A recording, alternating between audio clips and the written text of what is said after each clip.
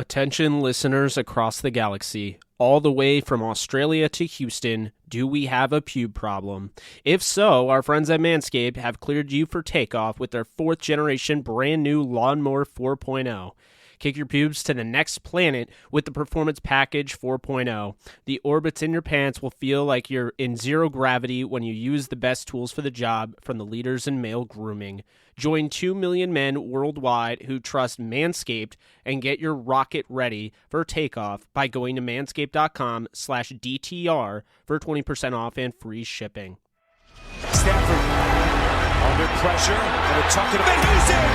Henderson, he's off and running! As Woods, touchdown! Cooper Kupp just went up and took it away. Van Jefferson for the touchdown. Aaron Donald smothers him. Jalen Ramsey put the pop on. Sacked by Leonard Floyd, having a day again. Darius Williams with a diving hit. Jordan Fuller comes up with his 2nd interception of the night. Welcome back, guys, to the Downtown Rams podcast. You're joined here by Jake Ellenbogen. Alexis Kraft will be back soon. This is episode 365 of the show. We're going to be talking about the latest in Rams camp. Of course, we are not there, but there's a lot of info going on. Before we do that, though, just a word real quick from our sponsors over at BetUS.com.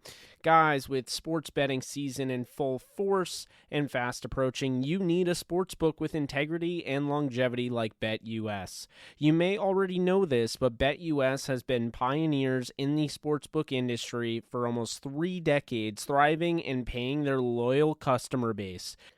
That is BetUS.com, and they have loads of bonuses. You can join now or call 800-69-BET-US. That is 800-MY-BET-US. You receive 125% sign-up bonus by using our bonus code RAMS125. They have re-up and referral bonuses as well. BetUS is known as America's favorite sportsbook for a lot of reasons. BetUS has all your NBA and NHL games with team and player props and loads of NFL futures and NFL odds up already. You can bet UFC matches and props, PGA golf, and round matchups, and live betting on most sports, including golf. The online casino has hundreds of games, and the racebook has all your horse tracks. They have every bet type imaginable, and the Sharp Bet US mobile platform is easy with full betting options. Follow my lead and get your phone. Online and social sports betting partner with integrity and longevity like I did. BetUS, you bet, you win, you get paid. BetUS. Once again, that is Rams125 to get a 125% bonus when you sign up today. So, thank you to BetUS for sponsoring the show. We're going to get into it. The Rams recently just had if you're listening to this, they just had another training camp practice. Open practice, pads, you name it. Now, during that practice, according to a friend of the podcast and, of course, Rams beat writer for The Athletic, Jourdan Rodrigue, someone we very much trust and respect, she basically said today, it sounds like Van Jefferson had a whale of a day. He was absolutely incredible from how it sounded. Plus, the Rams social media went ahead and uploaded a deep threat video. You know how people have been saying Van Jefferson isn't a deep threat, the Rams need a deep threat? Well, Rams social media uploaded a deep bomb from Stafford to Van Jefferson, and he looked pretty comfortable there. But there's more to this, and there's a lot more to this than just Van Jefferson, the offense. What we're learning is that guys like, and this is through Jourdan Rodrigue, of course, but guys like, say, Justin Lawler, who I am known for forgetting or snubbing or not giving a chance to make the roster. Well, I might be wrong here, guys, and I might need to make room. If you're keeping score at home, you might have to make room on this roster for him. Apparently, the Rams really like what he's doing, and right now he is in contention to be the backup on the other side of the line for Leonard Floyd. So that, to me, says that we might want to start putting the SMU 7th-round pick, Justin Lawler, back on the 53-man roster. He spent some time on IR, and yes, he's kind of the forgotten one, but he seems to be having a good training camp. Right now, the leader in the clubhouse for the other starting spot is Justin Hollins, and to be honest, you can see why with the length he has. It's perfect for the defense, but on top of that, you have to hope he's going to get a lot better with his pass rushing maneuvers. He's a very, very athletic pass rusher, but what he's been able to do in his performance and how much he's improved as a linebacker in coverage and against the run is very interesting and very very intriguing, and is somebody to me that offers a lot of upside, but on top of that, he's going to be a consistent factor for this defense. So you have to feel good about having Justin Hollins. You have to feel good about what you're hearing with Justin Lawler. Now, that leaves Ogbonnaya Okoronkwo, who is also having a very good camp, but it's a matter of him staying healthy at this point. Hasn't had a ton of production because he really hasn't been healthy, and other guys have been able to leapfrog him because of it. But another guy, Terrell Lewis, 3rd-round pick last year out of Alabama, the sky's the limit with him, except he's limited, and he's been seen with 2 knee braces, and then, of course, this past day, we hear Sean McVay and company basically had to take him off the field because he was having a knee issue. So this is just not going away, and there's some serious concern at this point whether or not the Rams have to shut him down. And I'm not saying that that's what they'll do, but I am very much concerned for Terrell Lewis moving forward. If he can't stay healthy, they have to move on sooner than later. You can't focus on keeping a guy because of what he could do for 4 games, but is ultimately not going to be able to play the other 13. You can't focus on keeping him on the roster, especially when you have other guys like, Chris Garrett, a 7th-round pick that has some upside there as a D2 guy, and Maximilian Roberts, a UDFA I like, and, there's just some other guys there that you can't really focus, especially, at other positions like a Kareem Orr that's starting to stand out in the secondary, and, it's not going to be easy for the Rams to make this cut down to 53. It might be better for if Lewis is not going to be able to stay healthy and this ends up being a bigger issue, it might be better to IR him for this year and then try to maybe trade him next year or something along those lines. It's going to be hard with Lewis. They're going to have to be very careful with him because there's a chance that they're going to have to let go of some of these guys that will absolutely be claimed once they let go of them. And keep this in mind as well. The Rams, for the most part, are what I would call definitely a favorite to win a Super Bowl. And so for that reason, I think that they already have a target on their back. I think teams are going to look at guys that they cut and feel like they are absolutely worthy of starting, say on the Jets or the Eagles or the Bengals. So, you have to keep that in mind as well. The better you get, the more interesting, your cuts become. And so if you're trying to sneak these guys onto the practice squad, it's not going to go as well as you think. Now, what's really interesting is, seeing how many different plays Kareem Orr has made. A guy that has, he's from Chattanooga. He's bounced around the Titans a little bit, UDFA, and he's finding his role with the Rams. Now, preseason is going to tell us a lot, but right now, Kareem Orr is really balling out. And I don't know how much pressure he's putting on David Long because I am not at practice. But I keep hearing his name, I keep seeing his name, and I think everyone else is at this point.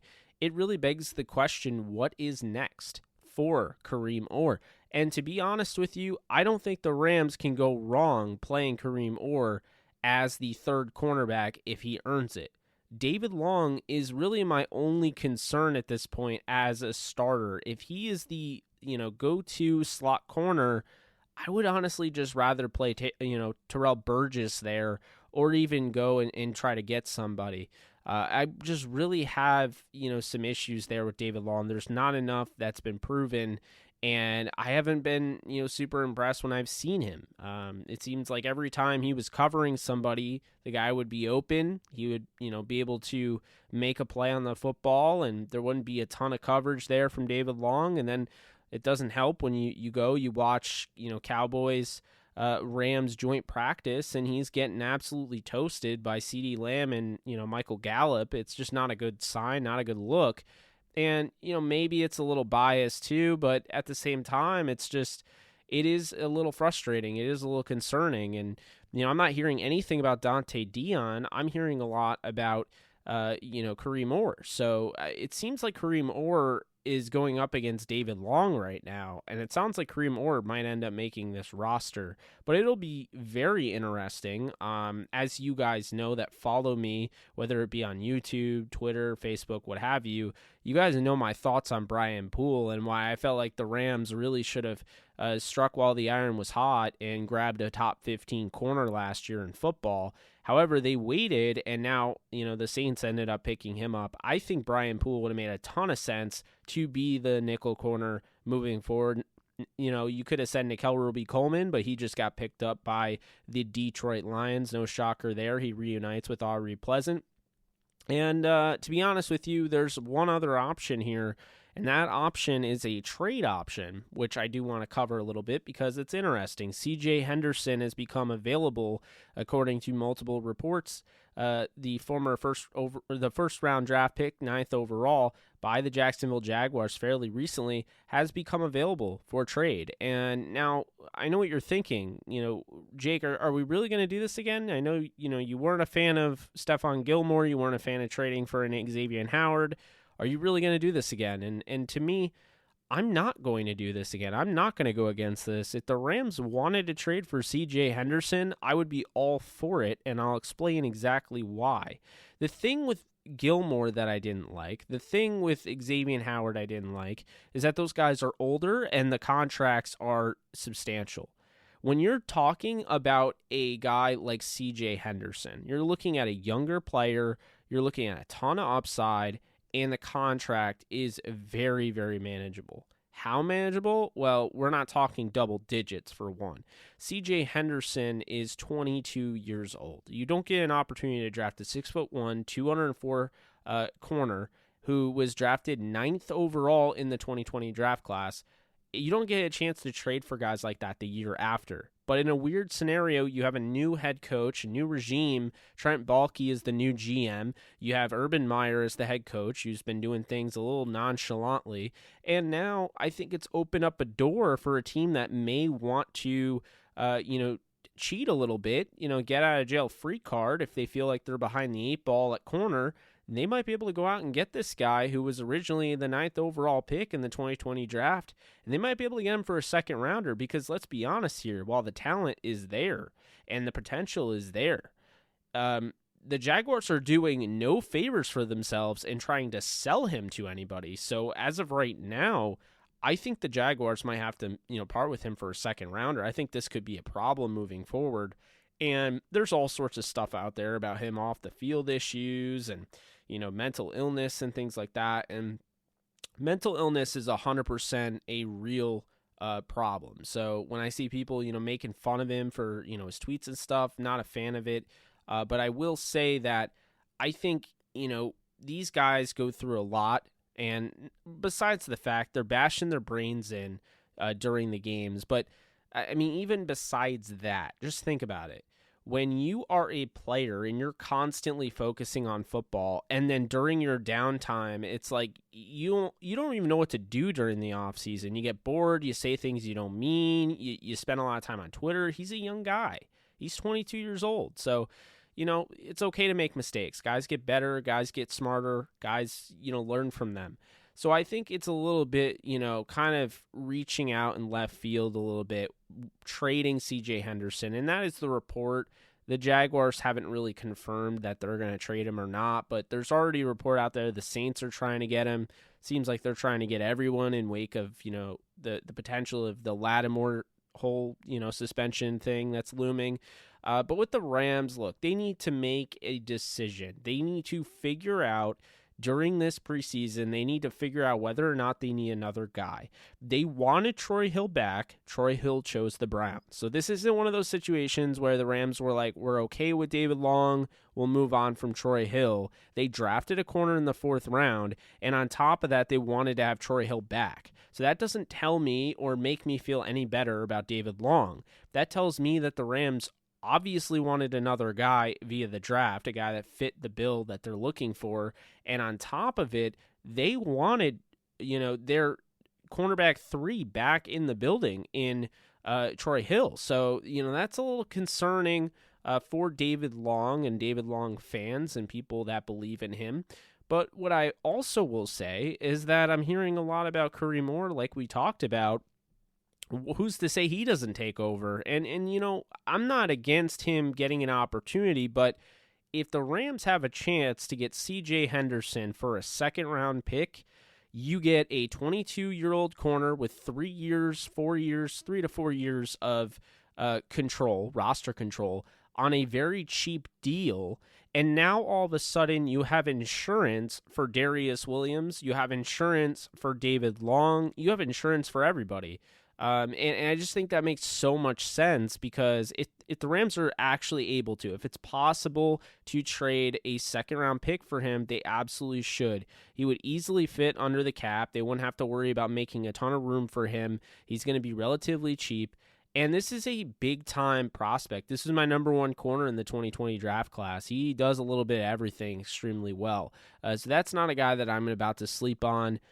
Big fan of C.J. Henderson. We will see moving forward, but it is not a bad idea to go after a guy like C.J. Henderson and try to bolster that secondary that you have.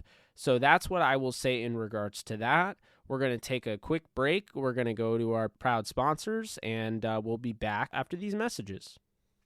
Life is back on sports bettors, and BetUS has your NBA, NHL, UFC, PGA, and yes, NFL betting lines up on their 27th year and live betting on all of it. Log into BetUS, that is BETUS.com, or call 800-792-3887. That's 800-79-BETUS. BetUS for 125% bonuses with promo code RAMS125. Customer service pros are ready to get your phone, social, and online sports betting kickoff started now. Play with the proven mainstay in the industry, BetUS. You bet, you win, you get paid. BetUS.com. Ready for an out-of-world experience, fellas? Look no further than the Performance Package 4.0 from Manscaped. That has just taken off in not only the USA, but Canada, the UK, across Europe, Australia, South Africa, and Singapore. Inside this package, you'll find their Lawnmower 4.0 trimmer, Weed Whacker ear and nose hair trimmer, Crop Preserver ball deodorant, Crop Reviver toner, Performance boxer briefs, and a travel bag to hold your whole solar system in. First scheduled for liftoff, new Lawnmower 4.0 trimmer, this spaceship is here to guide you on a journey to trim your body, balls, butt, and even your anus.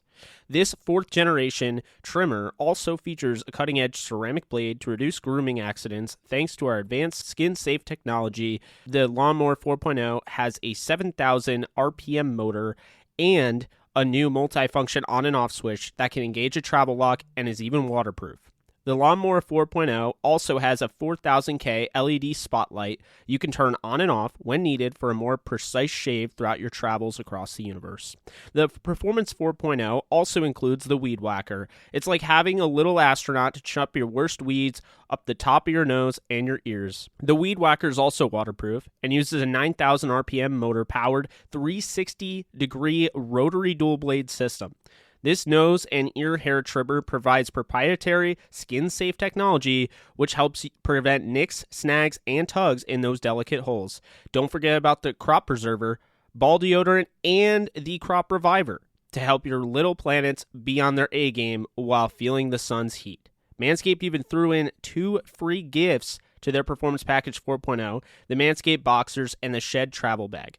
Abort hairy balls, Buzz Lightyear that Woody with Manscaped. All right, welcome back to the show. For those of you that skip around a little bit, we discussed the buzz that's going on in Rams training camp, as well as the CJ Henderson stuff that's going on. Why I think the Rams should consider, sending a second-round pick and seeing what happens with CJ Henderson. Now we're going to switch gears a little bit. We're going to talk about, Isaac Bruce, who was inducted into the Pro Football Hall of Fame. We're going to talk about Torry Holt a little bit, and we'll wrap up this show. But I do want to just point out something here. There is a logjam at the wide receiver position in the Hall of Fame.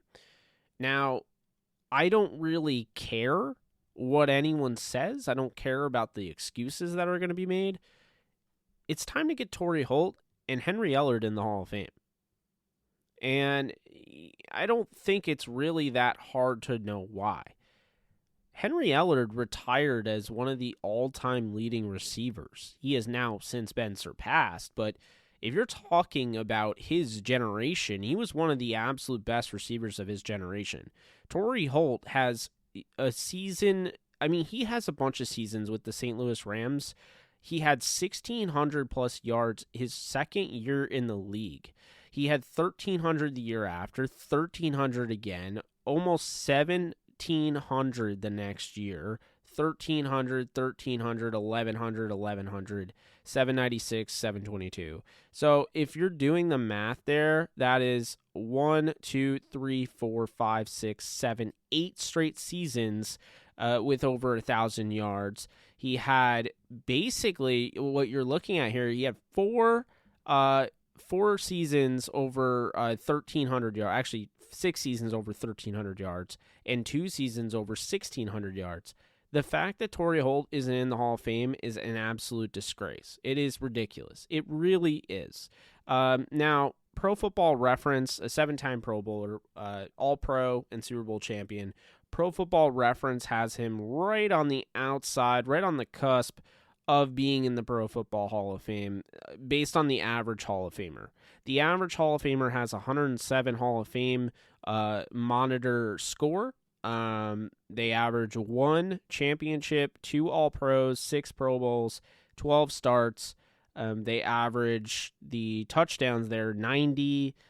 They average the yards about 11,757 receptions and 170 games started. Now, Torry Holt has fewer games started. He has fewer touchdowns at 74, and he, has 13,000 plus yards. So he is right on there. 7 Pro Bowls to go against the 6. He only had 1 All-Pro instead of 2, and he had a Super Bowl. So to me, there are people that would put Reggie Wayne ahead of him. I don't really see that. Now, here's the thing. Harrison wasn't in Reggie Wayne's, he wasn't in front of Reggie Wayne for the majority of Reggie Wayne's career, the way Torry Holt shared the spotlight with Isaac Bruce, and he dealt with a roster that, as great as the Greatest Show on Turf was, think about how many opportunities, how many scoring plays, how many, the stats that were left because they were sharing time with Marshall Faulk, and they were sharing time between him and Steven Jackson and Azahir Hakeem.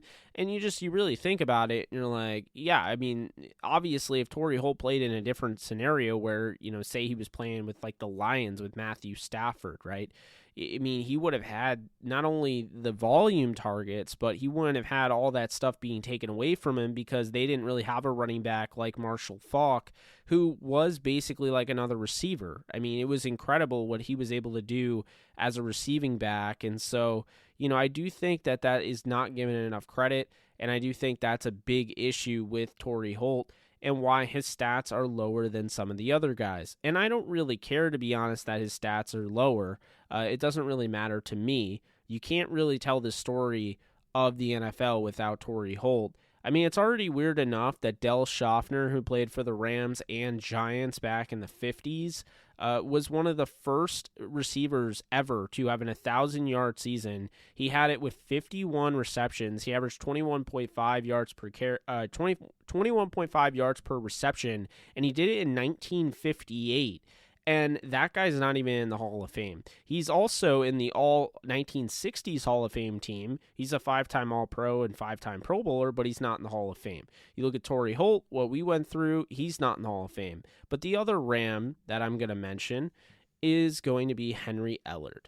And now it's getting to the point where, is Henry Ellard ever going to get in? Because now all of a sudden, well, Steve Smith is here. Andre Johnson is coming up. And Reggie Wayne didn't get in. And Hines Ward. Hold on a sec. There's a huge logjam of wide receivers. That doesn't mean that Steve Smith or Andre Johnson should leap them. I honestly don't think they should at all. Henry Ellard is a 3-time Pro Bowler, 2-time All-Pro. I think that's more about that they missed on him and less about Henry Ellard in general. Keep in mind, in the era that he was playing in, it wasn't bad to have 811 receiving yards. He has a lot of those seasons, but he also has seasons where he went 1,400 yards, 1,300 yards, 1,200 yards, 1,000 yards, 1,300, 1,000, 1,000. So, he had huge seasons. His career in the NFL is 16.9 yards per reception. He has 13,777 receiving yards and 65 touchdowns. He led the league in receiving in 88. He led the league in yards per reception in 96 with Washington. And in 98 and 99, he led the league in yards per game. 88, he had 88.4, and 89, he had 98.7. At this point, if not now, when? When is he going to get in? So I know I'm pretty much just preaching to the choir because you guys that are listening are probably Rams fans, but it's getting ridiculous at this point. And I had to bring it up because obviously I want to give a shout out to Isaac Bruce, friend of the show. He's come on our show before. He is the man. Reverend Ike is just an absolute legend, and he's been super underrated. It's been a long time coming, and really, the NFL, the Pro Football Hall of Fame, really took way too long to get him in the Hall of Fame, which unfortunately meant that now, Torry Holt has to suffer, and Henry Ellard has to suffer. To be, Henry Ellard should be in the Hall of Fame. Torry Holt should be in the Hall of Fame, and it really isn't much of an argument. Del Schaffner should as well. It's gotten to the point where it is ridiculous no matter what. There are also other Rams. You could argue, Roman Gabriel should absolutely be in the Hall of Fame. Coy Bacon should be in the Hall of Fame. So, there are definitely some other guys as well. But the guys that are really out there are the receivers. We're going to see a logjam of receivers. And if Henry Ellard doesn't get in within the next 5 years, he may never get in. It's going to get really tight. All of a sudden you're looking at, potentially Larry Fitzgerald, Julio Jones. We don't know how many guys are going to retire, who could retire early. It's going to be very tough to get in, and there's so many guys already that are in. So, we will see. But I did just want to touch on that before we wrapped it up because, obviously the first half was very, focused on the here and now. The second, I did want to touch on the Hall of Fame because I know a lot of people do care a lot about it. But on top of it, I do think it's BS, and I do think that Henry Ellard shouldn't be waiting this long, and Torry Holt shouldn't be waiting this long. So get them in the Hall of Fame ASAP. That would be great. But that's going to do it for this show. I appreciate you guys listening. If you like this, be sure to subscribe on whatever platform you get podcasts on. Be sure to subscribe to my YouTube channel. It's just Jake Ellamogan. Be sure to check out downtownrams.com for all of your Rams fantasy football and NFL draft content. And that's pretty much going to do it. Alexis Kraft will be back soon. But for now, it's just me, and I'm signing off. Go Rams. You guys take care, and we'll talk soon.